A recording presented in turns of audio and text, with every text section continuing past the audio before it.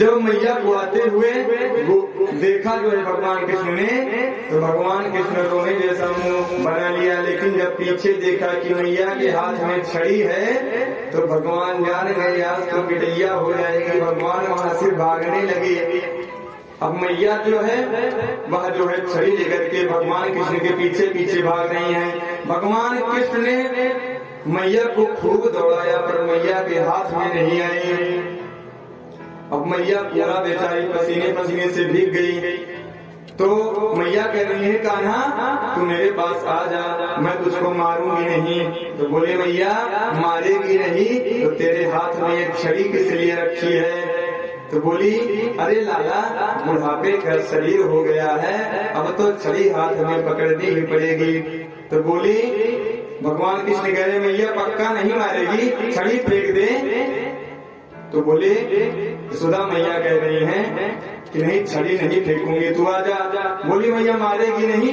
कहीं नहीं बेटा आजा, तेरी मैं पूजा करूंगी। भगवान कृष्ण समझ गए आज ना जाने कौन सी पूजा होने वाली है।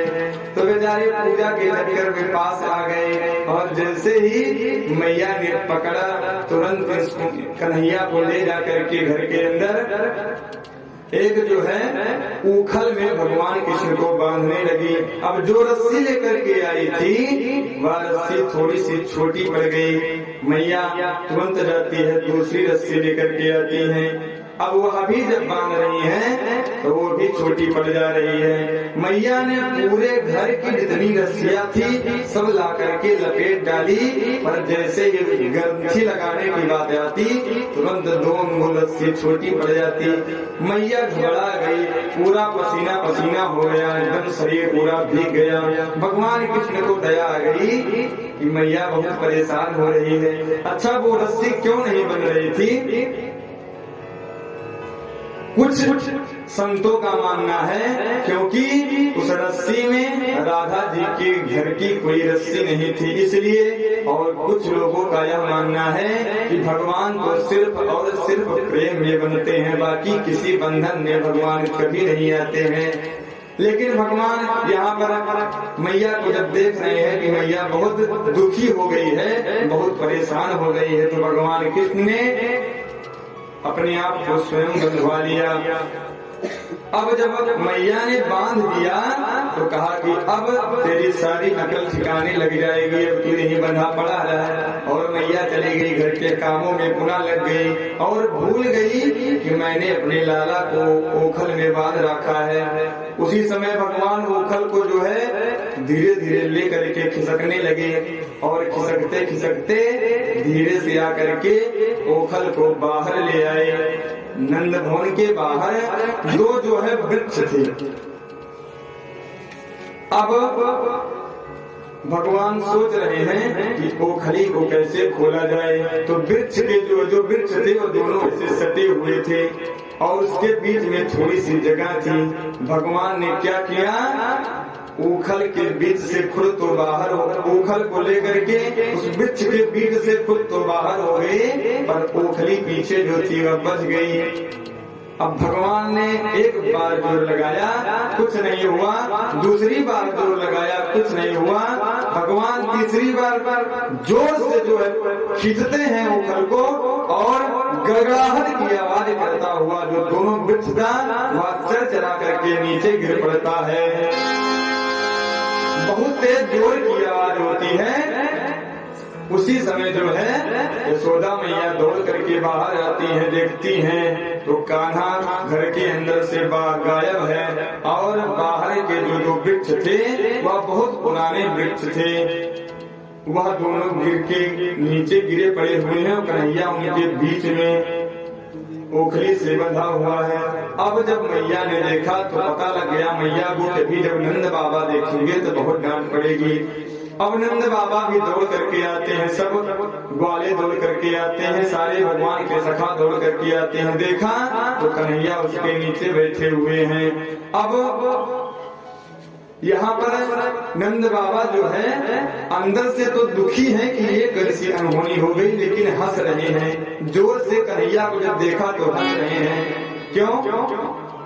इसलिए हंस रहे हैं क्योंकि अभी जब बालक कहीं पर चलते हुए गिर पड़ता है तो यदि आप उसको देख करके ऐसे घबरा जाएंगे, अरे चोट लग गई, तो आप बहुत जोर से रोने लग जाएगा। इसीलिए माता पिता कहते हैं अरे उठ जा, कुछ नहीं हुआ, चींटी मर गई इधर करके, हैं ऐसे तो कहते हैं। तो नंद बाबा इसीलिए मुंह नहीं बनाए कि लाला को क्या हो गया। नंद बाबा जोर से हंसने लगे तो कन्हैया को भी थोड़ा सा साहस हो गया और भगवान मंद मंद उसके अंदर मुस्कुरा रहे हैं। अब यहाँ पर जब तक ये दोनों लोग नहीं आए हुए थे, उसी के बीच में उस वृक्ष के अंदर से दो महापुरुष प्रकट हुए और उन्होंने भगवान को प्रणाम किया। पूछे, भगवान ने पूछा तुम्हारा परिचय?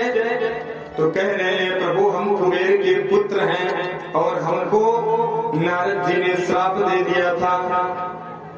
हम एक बार, ये दोनों लोग यक्ष पुत्र हैं, मणिग्रीव और नलकूबर, ये कुबेर के पुत्र हैं। एक बार यह सरोवर में स्नान कर रहे थे, उसी समय जो है नारद जी उधर से आ रहे थे और इन्होंने थोड़ा सा कुछ नशा कर रखा था किसी चीज का। स्नान कर रहे थे, नारद जी को देखा, लेकिन यहाँ वस्त्र इन्होंने अपने शरीर पर नहीं डाला। वृक्षों की बात या खड़े रह गए। नारद जी ने देखा, बोले तुम बड़े बाप की औलाद हो। अब भाई कुबेर तो धन के मालिक हैं। नारद जी कहे तुम बड़े बाप की औलाद हो, तो इसलिए जो मन में आएगा वही करोगे। संत महात्मा आते जाते हैं, तुमको शर्म नहीं आ रही है। भगवान नारद जी ने कहा कि जाओ मैं तुमको श्राप देता हूँ, तुम जा करके वृक्ष हो जाओगे।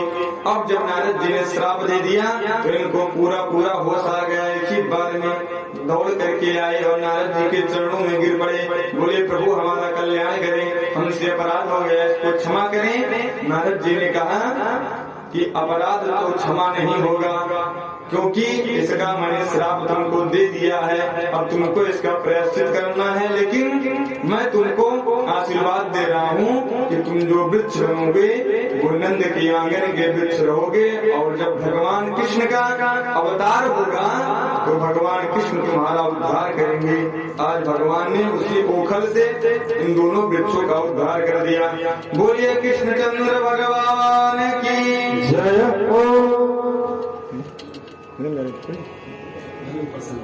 चलिए, इस प्रकार से भगवान जो है यमलार्जुन का उद्धार कर देते हैं। भगवान कृष्ण इस प्रकार से गोकुल में अनेकों लीला करते रहते हैं। वनम वृंदावनम नाम पसभ्यम नवकारणम गोप गोपी गवाम सेव्यम कुंडात तीर्ण विरोधम। भगवान इस प्रकार से यहाँ पर अनेकों लीलाओं को करके, अब जब इस प्रकार से नंद बाबा ने इसको देखा कि जब से मैं गोकुल में आया हुआ हूँ, जब से छोरे हमारे यहाँ आए हैं, तब से अनेकों प्रकार के झंझावात, अनेकों प्रकार की अलाय बलाय आ रही है। मुझे तो लग रहा है कि गोकुल में ही संकट है, यह स्थान हमारे लिए नहीं ठीक है। इसलिए अब हम सबों को यह स्थान छोड़ करके कहीं और चलना चाहिए। उसी समय बुजुर्ग जो ग्वाल थे वह आए, उनसे पूछा गया कि अब कहाँ चला जाए, तो वहीं पर सपना मत रखते हैं कि महाराज एक बहुत सुंदर वन है जिसका नाम है वृंदावन। और वृंदा किसको कहते हैं जानते हैं? वृंदा तुलसी मैया का नाम है। इसकी भी एक बहुत बड़ी कथा है, लेकिन उसमें नहीं आएंगे। वृंदा तुलसी का नाम है और उसी का पूरा वन है जो बहुत ही सुंदर है, रमणीय है। तो सभी ग्वाल वालों ने कहा नंद बाबा से कि चलते हैं बाबा, अब वहीं पर जो है हम लोग रहेंगे। तो नंद बाबा सभी ग्वाल वालों के साथ अपने घर की समस्त सामग्रियों को रख करके अब वृंदावन के लिए प्रस्थान कर रहे हैं।